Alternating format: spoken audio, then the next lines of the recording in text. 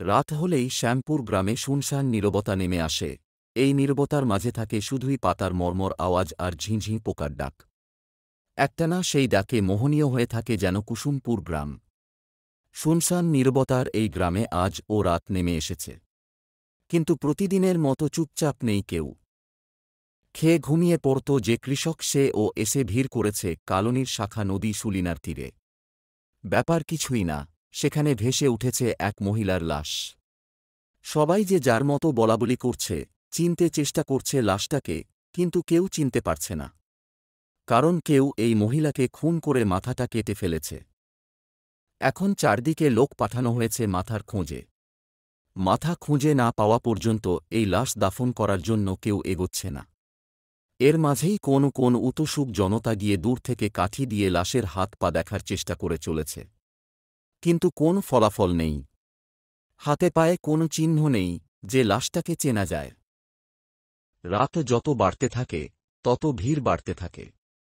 মাঝে ভিড়ের চাপ কমে গিয়েছিল, কিন্তু হঠাৎ করে শোনা যায় শেখের বাড়ির সুলেখাকে পাওয়া যাচ্ছে না। ভাইয়ের সাথে ঝগড়া করে ঘর থেকে রেগে মেগে বের হয়ে গিয়েছিল সুলেখা। তারপর থেকে ওর পাত্তা নাই। সৎ মা ও সুলেখার কোনো খোঁজ করে নাই। এখন ও সুলেখার মায়ের কোন দেখা নাই। শুধু ওর বড় ভাই জমির শেখ এর কান্নাকাটি চলছে লাশটার পাশে।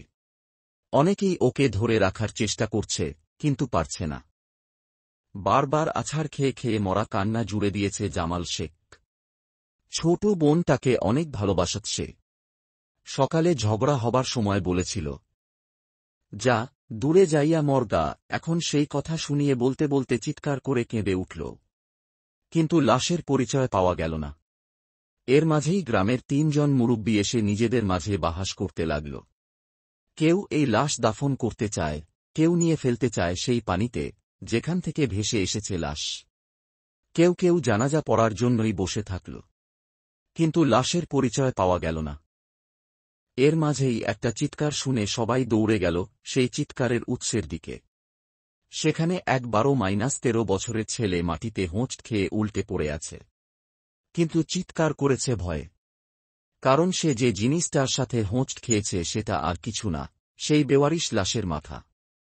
মাটিতে সামান্য গর্ত করে কেউ ঢুকিয়ে রেখেছিল, কিন্তু মাটি আলগা হওয়াতে তাতে হোঁচট খেয়েছে ছেলেটা। এরপর পরই ওঠে কান্না কাটির রোল। সুলেখার নাকের ফুল দেখেই সবাই চিনে ফেলে এটা সুলেখার লাশ।